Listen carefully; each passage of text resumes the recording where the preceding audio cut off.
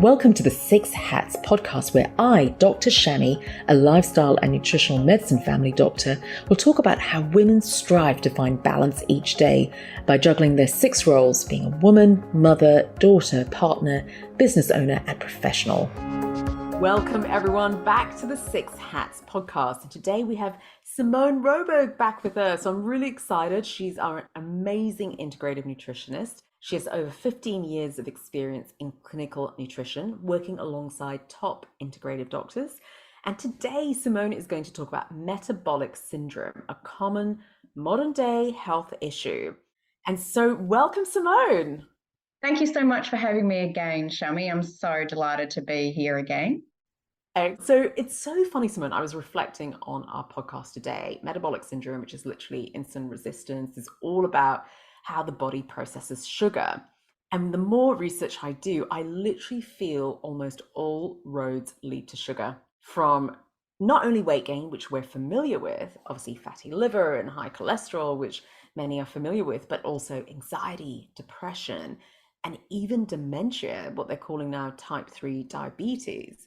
So it's really, and of course the obvious diabetes, but it's really interesting how sugar is so important in terms of how we process it, from weight gain, which can lead to inflammatory arthritis, which can lead to aches and pains and headaches. It's just a multitude of symptoms. And often once we get this sugar right, things start to settle because sugar in itself is inflammatory.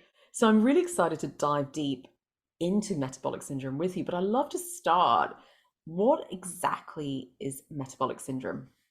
Okay, Shami, because that term gets used and it's out there, and it was for a while called insulin resistance and also known as syndrome X. It currently is one of the most common diseases around the world, and that's why I wanted to talk to you about it today, because according to the latest stats, it's estimated that more than 1 in 3 has metabolic syndrome worldwide. And in Australia, we're heading up over the 30% mark in adults. And this really can't be ignored, Shami. It's massively significant. But I guess what really is scary is that metabolic syndrome, it can go undetected. So many people could be walking around day to day and not even know that they have metabolic syndrome. And as you mentioned, with all those other like diabetes and other health issues, it all begins from this. And so that's why I wanted to raise it and to discuss it today, because it can potentially lead to more serious and chronic illness, as well as diabetes, heart attack, and then clinics, Shami. We see a lot of women with hormone issues like PCOS. It's been linked to autoimmune conditions as well. So there's so much that's feeding off this. So getting on top of it early is definitely going to pay off. But today I wanted to break it down and keep it really simple and provide the broad brush strokes on metabolic health to help people best navigate. Firstly, Shami, I'd really like to share Dr. Stan Ekberg, a holistic doctor and nutritionist, his snapshot view on insulin resistance. He nails it by stating that insulin resistance is the most lethal, most poorly diagnosed, most misunderstood, most mismanaged disease. Fundamentally, the most important thing is if you can understand it, then it is one of the most easily reversible conditions, Shami. That is awesome, because this is what we want to do. We want to make it practical and really just, what can people do to take action now? And I totally agree with you. When I actually look around, when I'm just out in the public and I'm thinking, wow, what have we normalized in today's world? And it's so interesting because when I was in France, the south of France, and my husband and I were doing GRD, which is literally one of the great walks in the Pyrenees, and I literally saw a massive difference in the health of the nation. I was actually seeing slim families that I found quite rare. And I go, what's this about? Like, why am I finding slim families a shock to the system? And so when I came back to Australia, I go, we've actually normalized that, that tiny bit of weight gain, around the hips, around the tummy. We've actually normalized it. And the further you go, to different areas of Australia and maybe, to different parts of the country, you actually see morbid obesity. And again, that is normalized. So it is so important. There's so many steps that we can take, but once we understand what's going on, it's actually reversible. And that's really, really important. So I'd love for you to continue, like, in simple terms, what is metabolic syndrome? So basically, Shami, metabolic syndrome or insulin resistance, whatever you want to call it, is a condition where your body doesn't respond as it should to insulin. Insulin's a hormone that the pancreas makes that is essential for regulating blood sugar levels. So the muscle, fat, and liver are not able to process glucose from the blood to use it and store it. As a result, the pancreas produces too much insulin to try and compensate for this, and it increases blood sugar levels. This is called hyperinsulinemia. So, as you said, when you were going back to France and making those observations, the Australian diet is heavily sugar-based and carbohydrates. But I guess the seriousness of the condition depends on the individual and the extent to which insulin resistance. Fantastic. Fantastic. So let's start talking about, when should we be thinking about metabolic syndrome? So what are some indications that you may have metabolic syndrome? So usually you'd have three or more of the following conditions, such as firstly, a large waistline. So the extra weight that's around the abdominal region. I know people today are concerned about having a muffin top and what it looks like, but most importantly, from a clinical perspective, having extra weight around this region puts one at risk for chronic illness. So this is usually one of the telltale signs, but there are other indicators such as high blood pressure, high blood sugar levels. Triglycerides are a type of fat found in the blood, and high levels can raise LDL, the bad cholesterol. And then this raises risk for heart disease and those other illnesses we were mentioning. If we're looking at cholesterol, low HDL is another indicator. And people tend to hit the panic button, and the doctors do too, when the cholesterol markers are elevated. But we need decent cholesterol, like HDL, the good cholesterol, because our body uses it. Like the brain alone uses a significant amount of cholesterol each day to function. Another factor of metabolic syndrome is a high fasting insulin level.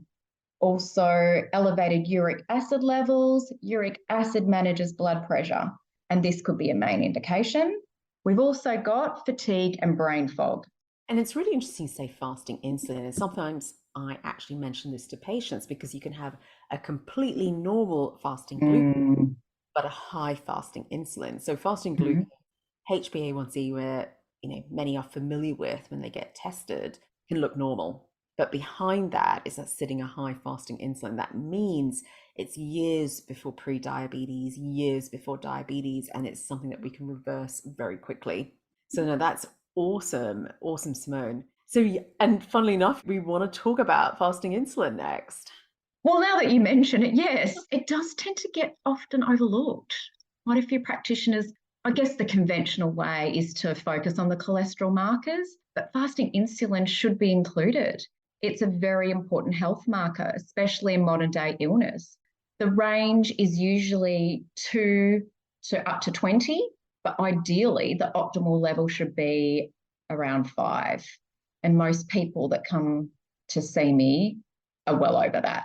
So I do recommend that everyone gets their blood tested with fasting insulin included and other several markers to establish an individual health baseline, then periodically track these markers to understand the impact of changes made.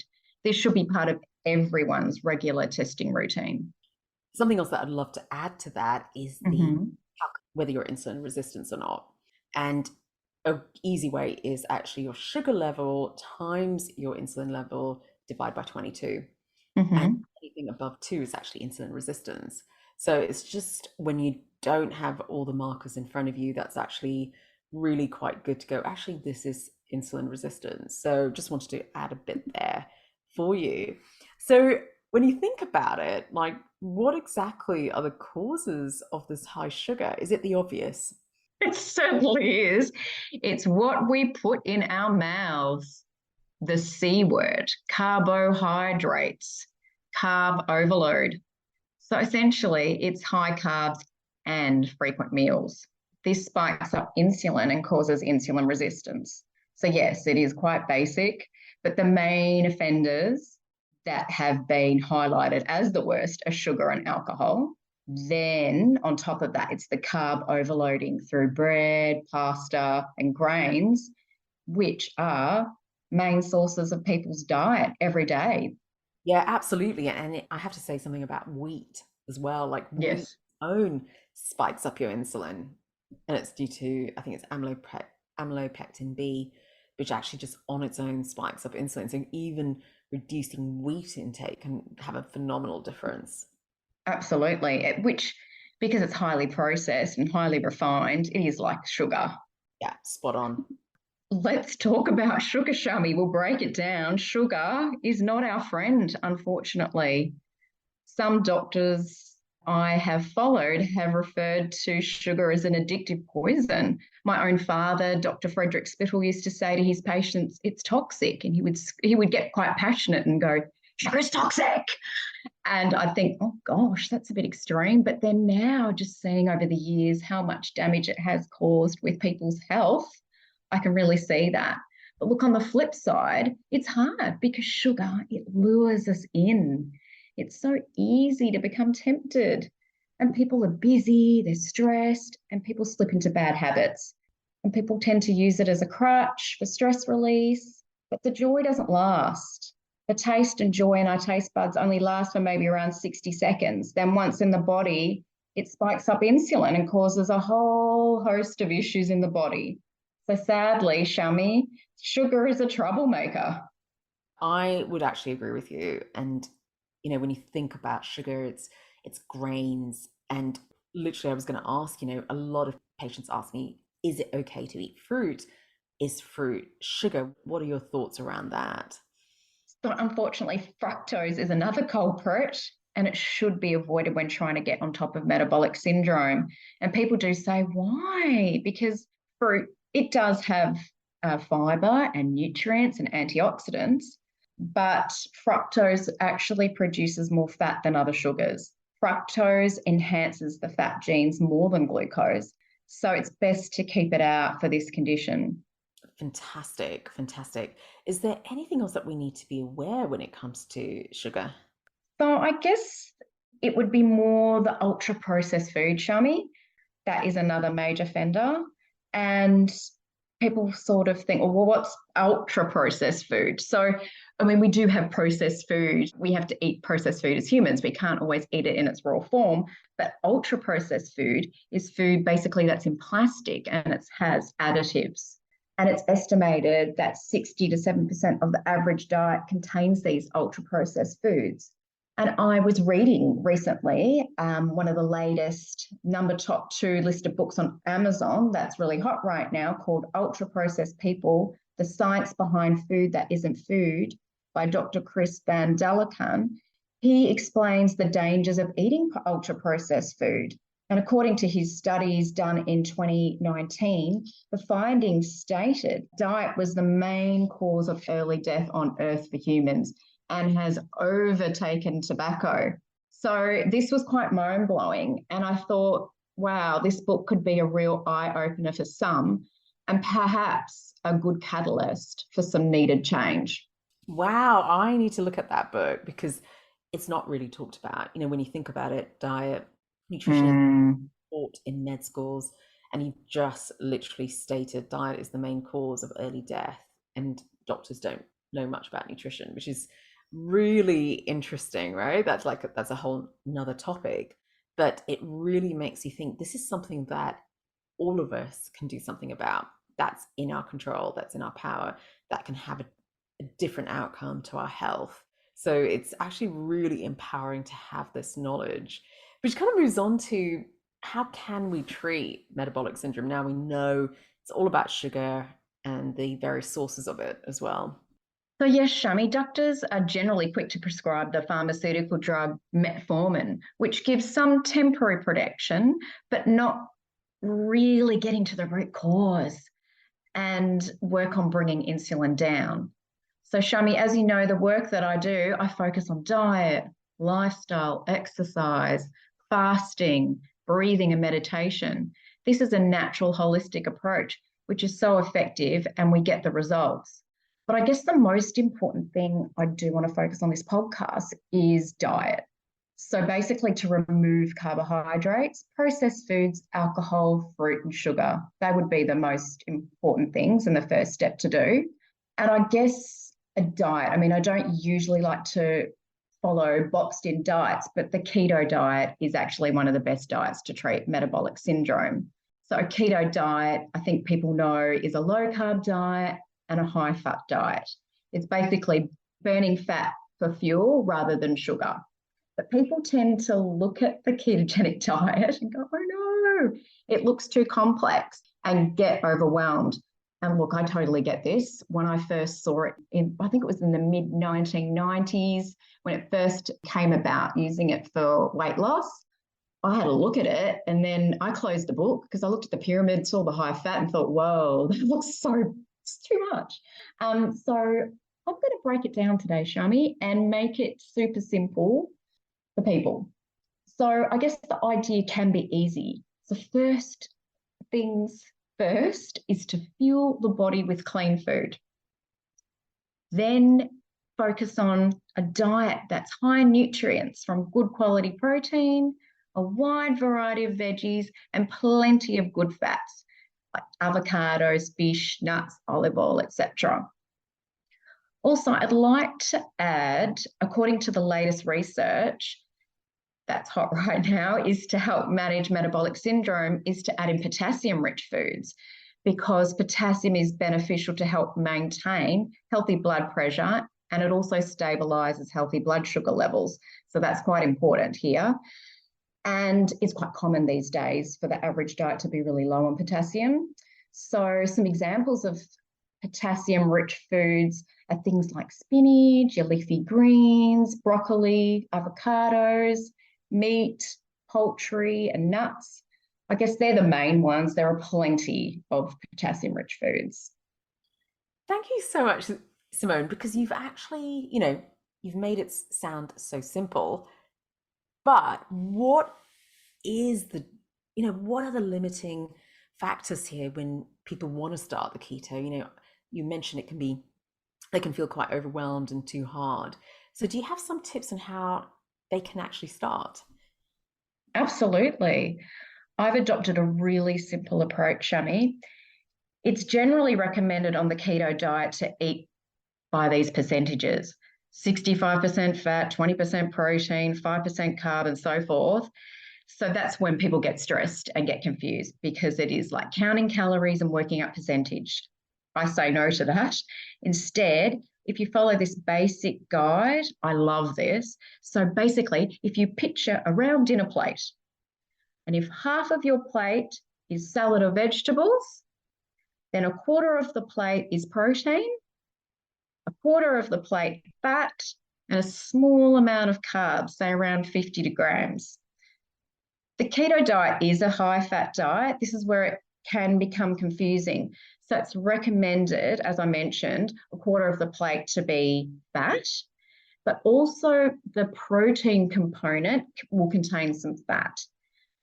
But it's not the quantity of fats, as 1 gram of fat is more than twice the calories of the carb and protein.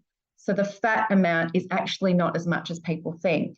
So this is a really easy concept to follow using the plate principles. So basically, half a plate of salad or veggies, quarter protein, quarter fat, and a small portion of carbs.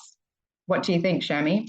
Wow, that makes it so easy because it's made it visual. So when you go for your lunch, go for your dinner, this is what you're looking for. And almost you go, right, where's my protein? Where's my fat? And then you can add the others on. And I really, really like that. It becomes complicated when you start weighing and when you start calculating. Yes. And that's when it takes the joy out of eating and out of mealtime. So I love the way you do that. That's awesome. Thank you. And the patients, when I say, I mean, some of them request, can I go on a keto diet? Or some that have been recommended it. And as soon as I go through that, I can see them even in their body language. They sort of Oh, ease into it and go, yeah, this is actually okay. I get it. Excellent. And what about ketogenic diets long term? What's your opinion on that? That's a really important point, Shami. Yeah, it's not from the research, if you go from the science of it, it's not ideal to stay on it for a long time because once people's insulin and other health markers go back to normal and are in range, then a more balanced diet with some more complex carbohydrates from natural sources, preferably fruit and veggies, would be ideal because these slow down the carb absorption in the blood due to their fiber content. And carbohydrates, they do actually have a role. Like we need a bit of carb in our diets, especially if you exercise. Carbohydrates help preserve the muscle. According to science, the high fats from a keto diet, especially long term, the fats can actually burn off your muscle mass. So that's not ideal. So things like the carnivore diet and these stricter diets, they're good to solve the immediate health issues. And then long term, it's better to have a wide variety in your diet and have a more balanced approach. And people generally tend to be wary of carbs. Carbs can work in your diet if you keep it in moderation and you keep a track on it with your blood tests and measure it and see how your body's tolerating it. Fantastic. Now, there's something else I do want to touch on, and it's fasting. And is that something that you also discuss with your patients? Absolutely, because intermittent fasting goes really well, goes hand in hand with the ketogenic diet. That's how the body goes into ketosis. It burns fat for fuel. So fasting is one of the quickest ways to bring down those insulin levels if it's done correctly. So intermittent fasting, it is currently one of the world's most popular health trends. And intermittent fasting itself, because there's different forms of fasting, intermittent fasting is the most user-friendly out of all the options. So it just involves limiting food consumption during certain hours of the day. And our ancestors thrived from doing this protocol, but they were forced to do this protocol because they had to go look for food. So I think our bodies were designed not have food for long periods of time. And then in that amount of time, so our ancestors would fast for long periods of time, sometimes days if there weren't food sources available. Fasting is highly beneficial as during fasting, the body has time to heal, repair, and renew. According to Dr. David Sinclair, a longevity expert, states that fasting for longer periods, 18 plus hours, a process called autophagy occurs where the body gets rid of the bad cells and develops new immune cells. So it's a really powerful tool. I use it a lot in practice. There are so many benefits, such as it boosts the immune system. As I mentioned, it reduces insulin levels faster. It aids weight loss, especially it targets around the abdominal fat region. It improves cognition. And from recent studies, it's shown that it improves our gut microbiome. So it is a very worthwhile tool. There are other benefits, such as it can be flexible, which is great. That's what we want to hear in modern day times. And it can be tailored to your lifestyle. And it can be sustainable in the long term, more so than a traditional low calorie diet. But look, everyone's individual and has to work out a fasting protocol that's most optimal for them, ideally supported through a practitioner with expertise in this area. That's amazing, Simone. And it's really interesting. I've just read the book Fasting Like a Girl um, by Dr. Mindy. I've just got to get the name, recall the name.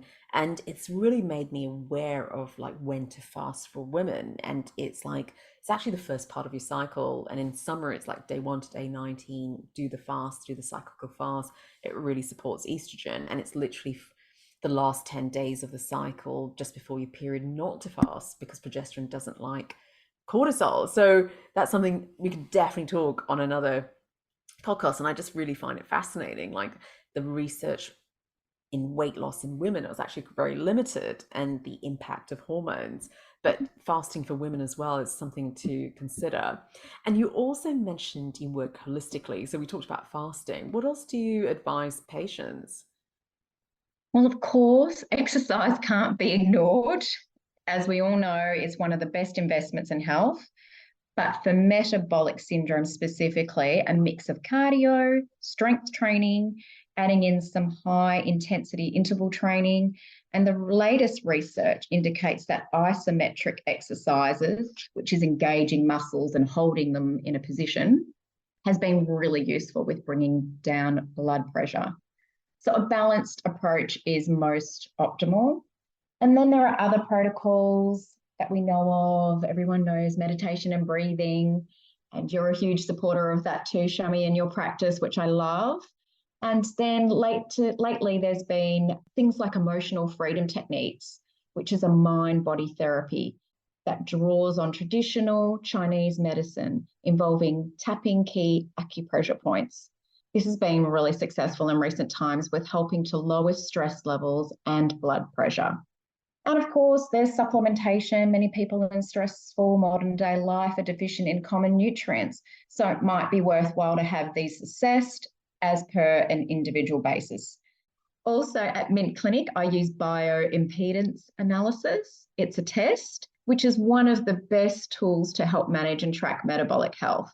It not only looks at body composition, but it provides insight into one's inner cellular function, whether there's inflammation or oxidative stress. It can be used to monitor progress, and it's a great tracking tool. That's amazing, Simone. What a brilliant conversation, and something that's really important. I believe we need to continue talking about it. We need to continue reminding ourselves the impact of sugar and what it's doing, and insulin resistance, the importance of checking fasting insulins and not just checking your fasting glucose, but just highlighting it's just not about diabetes. It's brain health, mental health, long-term health in terms of even like dementia. So the implications are phenomenal, and tiny little steps can be taken right now that can have a massive impact on how you feel today. Often preventative health is really hard to feel inspired to do because you're not feeling anything. But when we do reduce that sugar intake, not only comes with weight loss, but reducing inflammation, clarity of mind, better focus, more energy, better sleep, all of that happens. So it's actually quite phenomenal, the impact of sugar and how easy we can make, how easy steps we can take to actually create a difference. So thank you so much, Simone, for today. And I'd love to know, where can people find you? So if people are concerned about metabolic health or other health issues and need further support and like to book a consult, I'm available at Mint Clinic in Collingwood on Thursdays and NIM Clinic in Hawthorne on Mondays. Amazing. Thank you, Simone, for your time today. Thank you so much, Shami. Remember that this is general advice only. Please see your healthcare professional for more information. So what's your take-home message today? Remember, it's all about progress and not perfection. And are you suffering from stress? Visit the Usawa Learning Hub on usawa.com.au for more resources on how to de-stress, re-energize, and reclaim your health. Enjoy the journey.